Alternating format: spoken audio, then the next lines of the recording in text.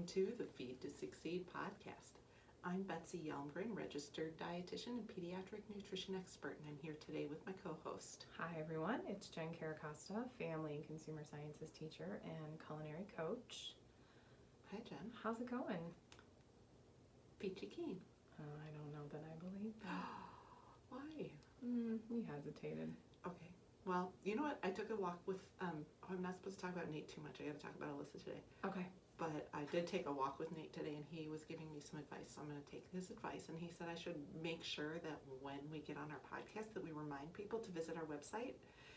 And if you're listening to the podcast, to remind them that they can also check out our YouTube channel if they want to see us record this podcast, or if they want to see any other Feed to Succeed videos about things like IBS, vegetarian diets, and sports nutrition and all that. And he wanted me to make sure I said that, so I'm saying that. Okay. Should we move our promo to the beginning maybe? Because usually we end with that, but maybe we could do both. Maybe we should start and end with it. So he thinks it should be like my own free personal ad. I said, well, if you're listening to my podcast, you might already know about me. He said, it's okay. It's okay. You're supposed to introduce yourself every time. Yeah. So okay. Here we are. And that we'll was say nice it of again him. at the end. Perfect. It was really all about him and his YouTube channel that he's creating in his head, that he wants to be a famous YouTuber someday. So do my kids. Yeah. Yeah. I don't think it's going to happen. Probably not. I mean, I've had some friends tell me that they wouldn't mind tuning in to watch me on YouTube because I can be funny sometimes, but I don't feel like I could provide that much content. You'd get bored pretty quickly. I've watched your kids. I'd watch my kids too. They're pretty funny. I actually, I had to update my daughter's iPad for school that we really haven't touched too much all summer. And I realized I couldn't. And I was like, how is this thing out of space? There's not that much on it. She's recorded hours of content for herself. And so I actually spent some time watching some of these videos, and it was hilarious. Nice. I hope you saved them somewhere. Some of them are on my other iPad that's linked to the cloud and my Google photos. So I do have some of those, but these I had to delete because I didn't have a way to get them anywhere else because it's the school iPad, so I wanted to make sure that they weren't on their cloud. Pretty funny though. Yeah. So. Well, speaking of school. Guess what? Alyssa started school today. Junior year. Wow. How'd that go today? Well, I don't know. Okay. You haven't been home yet? I have not been home. I actually worked at home for the morning, so I did see her after school had begun, but before I left for work, I did see her. But 8 a.m., there she was in her bedroom. Ready to go. And on a Zoom with her first class. Okay. Wow. It's junior year. That's usually a big year, and I have no expectations whatsoever because I don't know what to expect. Everything is upside down. Agree, and I appreciate that you just said that, and if we could put out a public service announcement to every parent to not have expectations other than everyone's going to try their hardest to do the best that they possibly can the way around and call it at that. Right. Like, just not that this is a year that you could actually like take and repeat over again, or we're just going to like cancel school for the year and we'll pick it up when this crisis has ended, but just, it's gonna be okay. It's gonna be okay.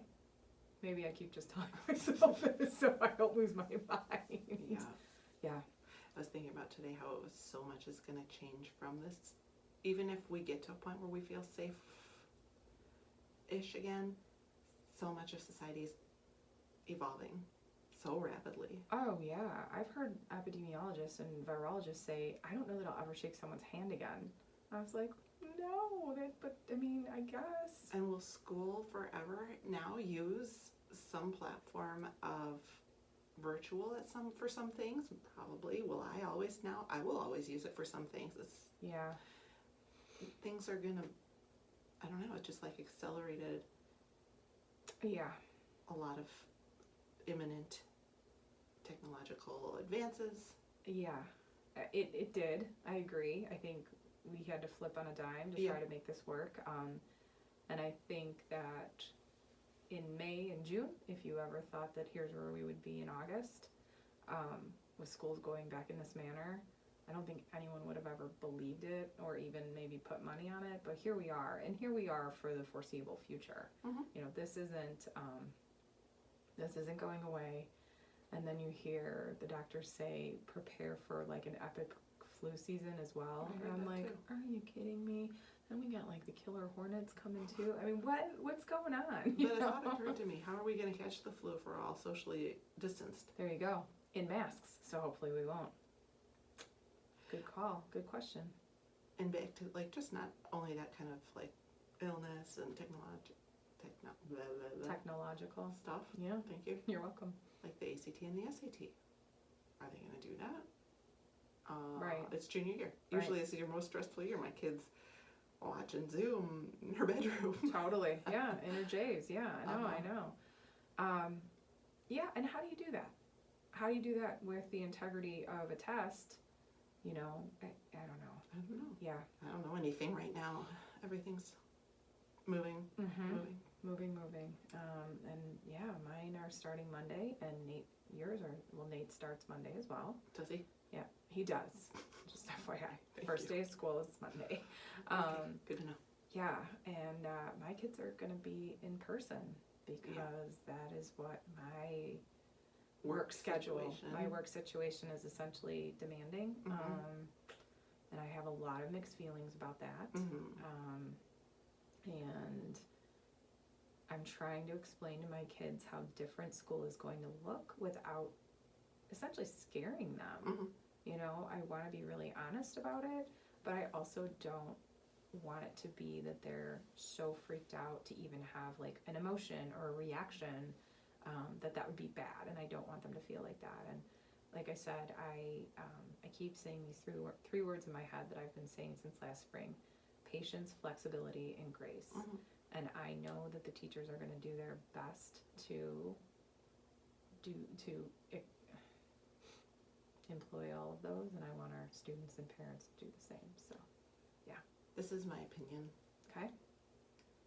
That we adults have a lot harder time with this than the kids do, because we've had years and years of what we think school looks like. Right.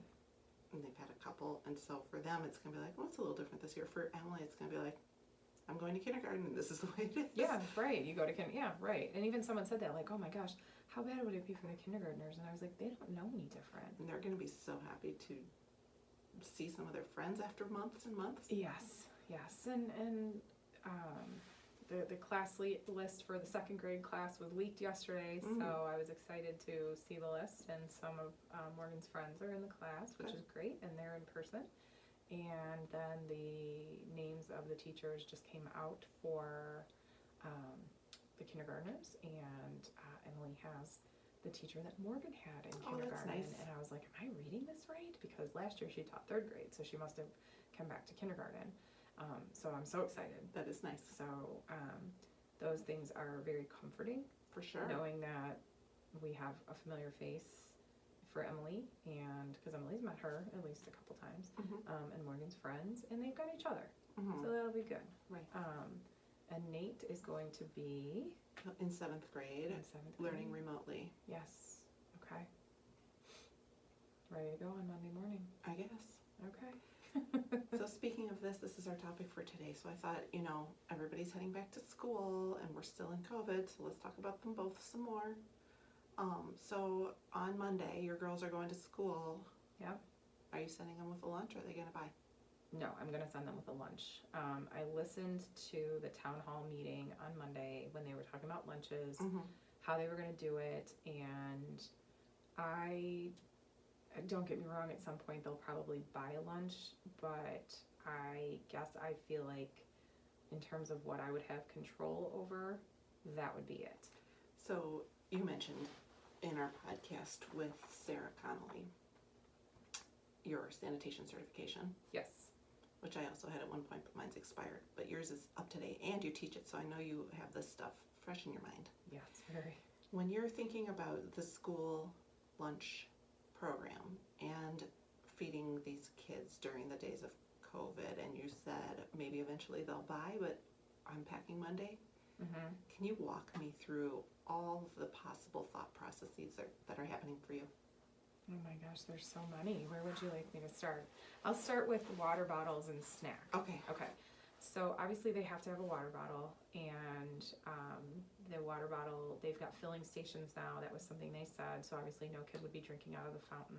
Okay. Which ever since high school biology class and doing like swab tests of like high contact surfaces. I don't know that I've ever drank out of a water fountain since. So that just makes me happy. Yes. Are you raising your hand? Yes. Yeah. So, have the water fountains been disabled? Yes. Okay. The water fountains have been disabled and Okay. replaced with the filling stations. Okay. So that's great. Yeah. Because Emily's a huge water drinker. Morgan should drink more, but nonetheless, they will each have their water bottle. They will be able to take their mask off to have water breaks, or I guess if you've got one with a straw, you can kind of pop that under your mask. They will be masked all day, but then during lunch they will be eating. I'm sorry, I'm gonna go back because I said I would do snack first. Okay. Well, one thing I will say is that they're going to be eating snack and lunch in the classroom. So the school had not been a peanut-free lunch because they were eating in the cafeteria prior to this year. Now it is. So it is a peanut and tree nut-free school, which I understand because now you're in a concentrated environment, totally different situation. Yeah. All day long, Yeah. exactly. So I've already told my kids, like, we got to pay attention with our lunch orders. I think that they, meaning the school, would like to see as much kind of pre-packaged as possible. Like, the less things, the better. So, you know, what I normally wouldn't, you know, I might send like a yogurt with a granola, like that I've kind of like created or something like that. I might not do that. I might try to do something that's just a little easier, like one open, eat, and then be done with it, instead of a spoon and a lid, like just to try to minimize that stuff. I don't know though. Help me understand the science behind that. Listen, there's no science, just my head. Oh, okay. Oh yeah, no, there's no science behind it, but I'm just trying to like minimize the amount of movements, I guess. Like, or You want just, the girls to sit still. even, yeah, but like, you know, they forgot their spoon and now someone's got to get them a spoon or something like that, you know, just those types of things. So anything like pre-cut, pre-packaged, whatever, like, so typically I like them to alternate between like fruit and a vegetable. So like, you know, a banana one day and maybe some carrot sticks the next day, or a cheese stick or something like, I mean, like, so that's kind of what I'm expecting for those snacks. So personally, in the past, my kids are not going to the school buildings right now, but I am not a fan of the prepackaged items. I always cut and prep my own. I know. Why is it better if it's prepackaged than if I cut and packaged it? It's not. Oh. No, it's not. I think I'm just trying to think about just like minimizing like the amount of stuff they're bringing. I don't know. Okay. Maybe that's it. Just like I said, like if you've got a yogurt and you need a spoon and you need this and you know, I'm just trying to think about my little one especially. So I don't know. I don't want to send pre-packaged junk in any way, shape, or form. So I certainly. So one of the things that crossed my mind, especially with the little ones, I was imagining, Emily, is like openability of things you send. Things can be tough Correct. to open. Nobody can help her. Nope. Well, they talked about that. Yeah. They will help the kids. Okay. So I appreciated hearing that. So if a teacher's got to put on a pair of gloves to maybe help them open something, they will do that. Okay. And if the school needs gloves, I'll try to find them gloves, you know. So But do they already have gloves in the school? I would hope so. They're saying they're stocked with Okay. PPE. Like that was one of the dashboard requirements to Okay. open, is that they had enough PPE stocked to be able to actually open the building. Once again, things that we were not thinking of a year ago, right? So yeah, I think anything with opening, because Emily, you know, anything that's like a single use, like typically even like a cheese stick, like she has a hard time. Oh, yeah, kind of that's hard opening to that, open. So Like Go-Gurt, that would be hard to open. right.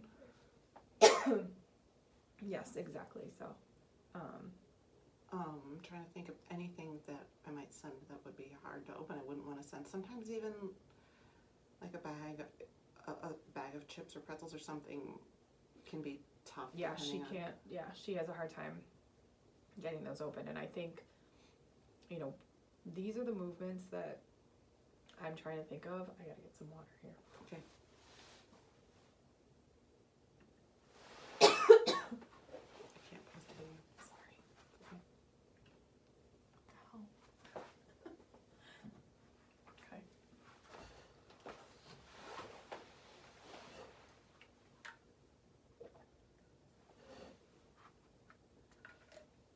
Delightful. Thank you. Mm-hmm. Okay. So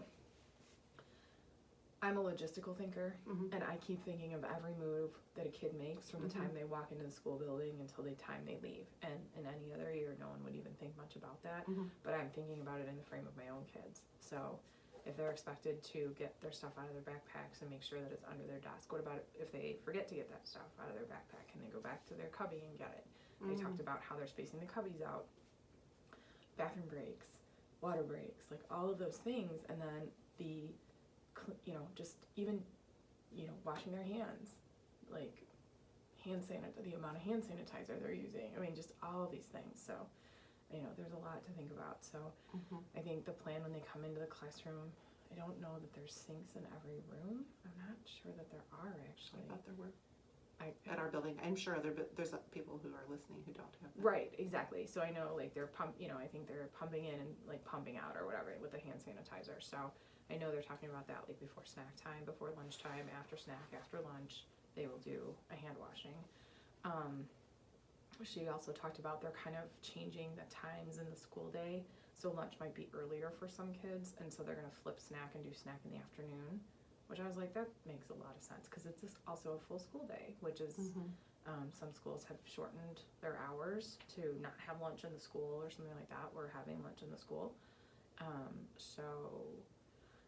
I appreciate that because it's like if I knew that my kid was having lunch at 10 o'clock in the morning and they were there until 2:40, they can forego the snack in the morning Mm-hmm. for the 10 a.m. lunch and then have the 1 o'clock snack or something like the 2 o'clock snack or something like that. So they are, so that is snack. And then lunch, everything is opened and accessible as possible. So like making sure the containers, especially for my little one, like Mm-hmm. that are easy to open. Because I've got some containers that it's just like if you pop it down too tight, it's just hard to open. And that's interesting too. Like, I didn't do this often, but when my kids were in grade school, sometimes I would send something hot in a thermos. Mm-hmm. That's hard to open, Yeah. and yet hot food's safer. Right. I know there's like these dilemmas. Right. And so it's like, do I need to practice with my kid to see, like my older one can open a thermos no problem, but should my younger one, like should I have her try it so we can see if she could bring hot food? Because my building is closed, so I will be working from home. So I will have a little bit of time in the morning to maybe prep something hot where I normally wouldn't. Mm-hmm. And then, it's just a lot of logistics around food, and that is that's the time they will be unmasked. They will be sitting at their desk. I believe there will be, I need to probably tune in again to the town hall. I believe they're going to put some kind of a plexiglass up, but I'm not 100% certain. So Are they going to allow them to talk? at their desk, not move around. Because as we again know from Sarah, talking, especially if you're talking loudly and projecting your voice, that spreads airborne molecules. Yes. I'm so stressed. Literally, this stresses me out, and as the days get closer, I get more stressed. And I feel like all these schools are going to open, and they're going to close quickly, and we'll just all be back to square one. But I don't know. I don't know what to think. I don't either. What do you think? I mean, it's really easy to get caught up in the fear and anxiety. Yes. And it makes it hard to step back and use logic. My logical brain says most of us don't have COVID, so there's nothing to spread. Mm-hmm. It's probably okay. If you have a school full of 100 kids in 4th grade and our state rate is 3-4%, that's not even one kid per class that would even be carrying it. So the logical part of me is like, we're totally overkilling. What's the likelihood of that one kid in that one classroom? But then there's the piece that's like, well, but people have caught it, and it has spread like wildfire, and it is very hard to contain, and it is airborne, and we know more than we did before. And so I struggle because I tend, unlike my husband, and I think unlike you, but I won't speak for you, I tend to underreact. Okay. I feel like I tend to underreact. Do you? Yeah, and I think part of it is just the mom guilt, where it's like, I don't have this option to be able to just keep them home and like safe in this bubble, and I just am like, it's gonna be okay. I keep telling myself that, so I'm not trying to bury my head in the sand, but it's like, they're gonna be okay, and then I just feel bad. Why? Because I'm really good at feeling bad. I don't know. Okay. But I just also like, this is going to be a tremendous amount of work on the teachers to manage all of this. And even though their class sizes are smaller, I'm speaking just from our specific standpoint, they announced between K through 5, there are 360 kids coming into the building. So they've kept, I think the biggest class size is 14. Which is great, and that's nice and small. They're spaced out in the room. I know they removed a lot of the furniture, and I see, like the pods out in the back of the school. I've seen them in a lot of schools actually, so I'm sure it's just storing all this like extra furniture that they don't need right now. And they've made plans for PE, and they've made plans for recess, and they've made plans for, the specials courses. So I feel like they've made those plans. It's the execution of them that has to happen, and then the safety around it, and like the understanding that everyone needs to follow those safety protocols, but then also they're kids. They're kids, and part of it's going to be learned behavior, and then part of it's going to take a lot of patience. But I just know that this is going to be a different layer of work on the teachers, and then so I really feel for them. Totally agree. And I want them to feel supported, Right. So it's just like those types of things right now. But when it comes to the food, like, it's just something where it's like, maybe I feel better because it's like they're in their mask and they're at their desk or something like that, and it's like now they take the mask off, and it's just, you think of like any bad movie you've ever seen about like some kind, the movie Outbreak. It was like the mask came off and the whole town got, it was like, I don't want to think like that, but you see these colleges that like boasted their openings, they're already closed 2 weeks later, so right. I'm just kind of, I don't want to, I guess I'm kind of taking the wait and see approach in a way. There's nothing else for you to do. There is nothing else to do. I can't control the situation. So, yeah. What do you think about, so your kids are at home. You're working. I am. Your husband's working. Talk to me about what, like, meals, like lunches and snacks going to look like at your house. I was thinking about that actually because at the beginning of the quarantine last spring, when I was working entirely from home and work had slowed down, it was great. I put lunch out every day. It was really balanced. I would call everybody and tell them lunch was out. They would come and eat and go back to their thing, and it was great. But as soon as work got busy and I stopped doing that, went to hell. Yeah. And people were like either not eating because they were busy and not thinking about it, or they were grabbing something. And then the annoying thing would be I would buy groceries so that we could have a nice lunch, and then they would eat like last night's leftover pizza, and then the strawberries would go bad, and then I would be annoyed that I spent money buying healthy, nice, fresh foods that they wouldn't eat unless I pushed it on them, and I didn't want to use my time and energy to do that. So that was a long way of saying I think I'm going to have to essentially go back to what I was doing during the school year when they were in school. Yeah. Which is Sunday, wash and prep and chop veggies and pre-bag them, and wash and prep bags of fruit and tell them you got to take one of these veggies, you got to take one of these fruits at lunch. And I'm going to have to, that's the hard thing, is getting them to eat the fruit and veggie, because it's not the entree. Right. They're like, I'm in a hurry, I'm not going to eat that right now. Yeah, sure. And then getting them to drink milk. I'll do it later. I'll just have some water. I'm not thirsty right now. So those are the 3 things.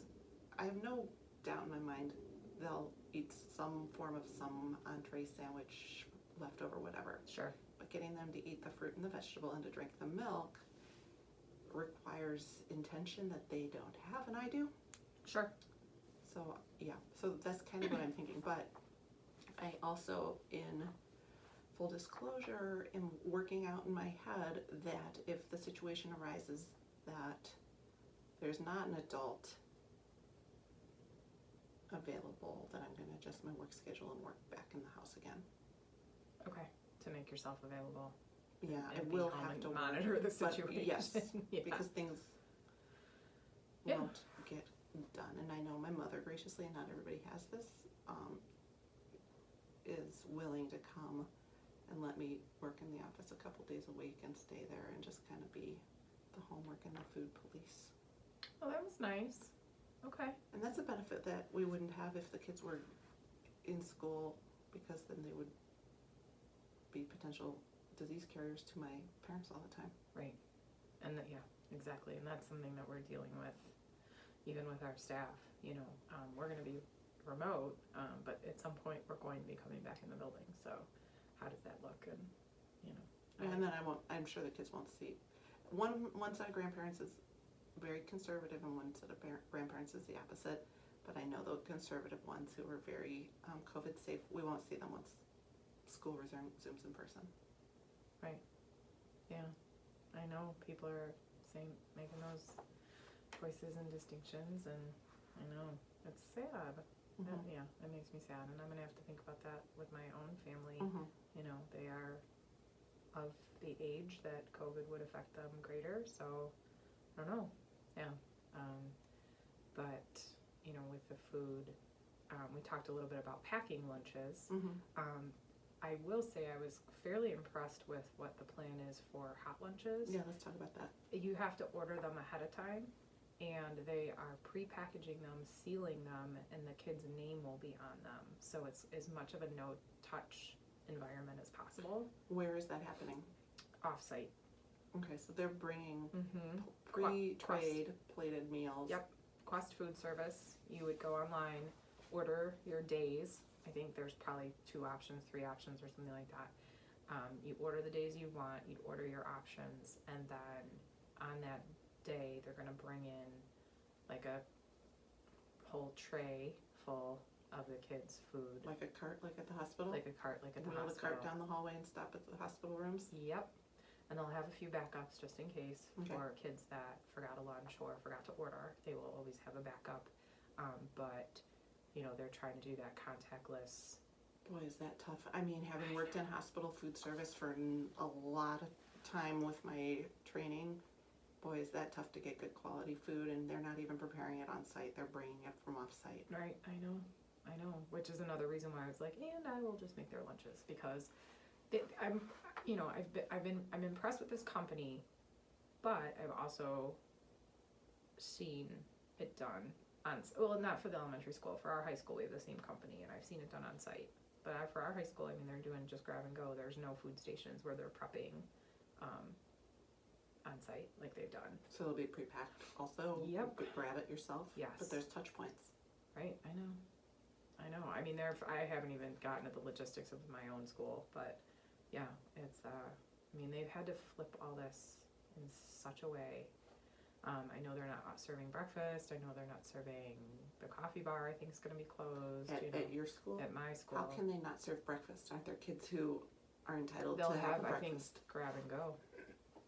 I think it's more the coffee bar. Okay. That would be closed. So, yeah.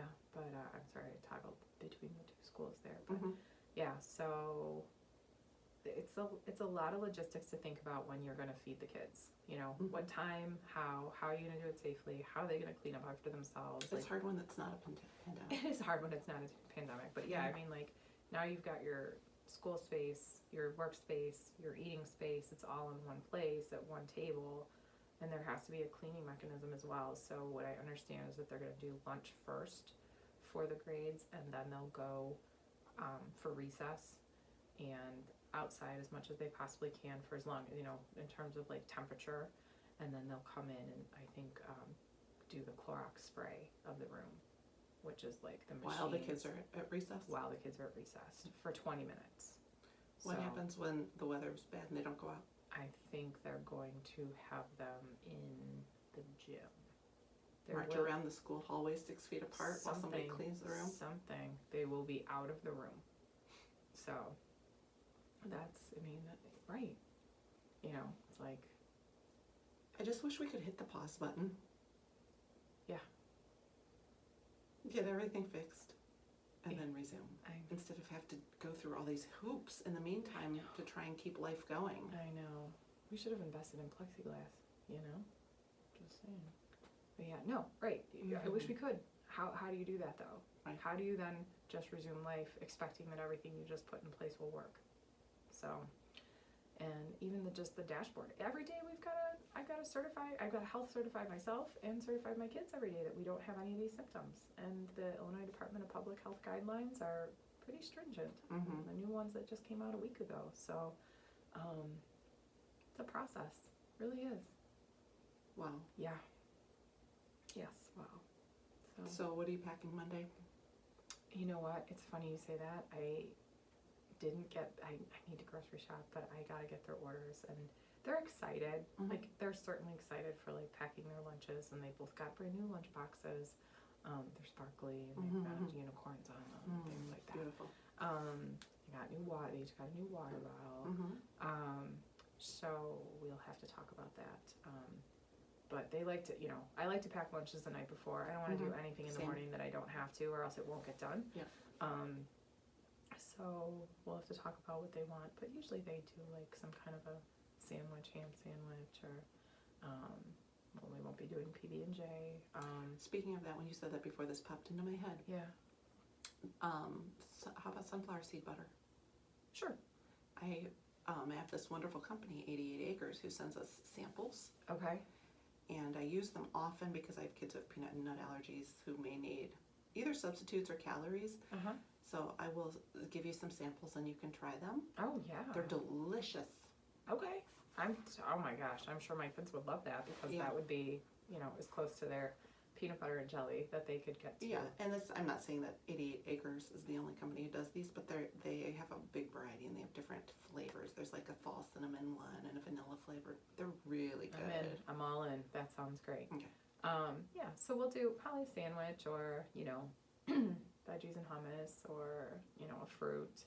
And then usually they get a cookie or something, as a treat. But, yeah, Morgan did suggest that we start buying like gummy bears in bulk for school. I was like, do you really think that mommy's gonna buy gummy bears for school? She's like, I just thought I'd try. I was like, she's a constant negotiator, that one. She never stops arguing. So yeah, but we'll get through it, and I'm sure we will have an episode of an update of what's going on with school lunches at some point. Yeah. Okay. Well, I mean, we could go and talk about all this stuff for hours and hours, but do you have any final thoughts? I wish we had somebody else here to tell us about other school lunch plans. I wonder what other districts are doing.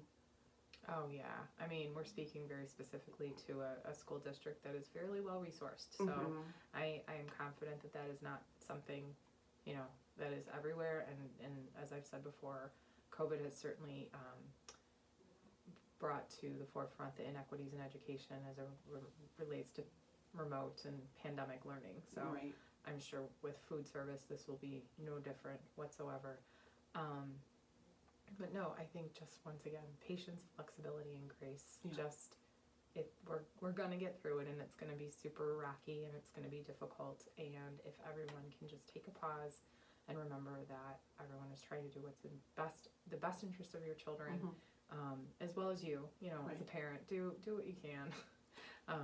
And takeaways from this message today are: pack lunch if you can, for quality control purposes, not for safety. Yes. Make sure you're packing items your children can manage on their own. Yes.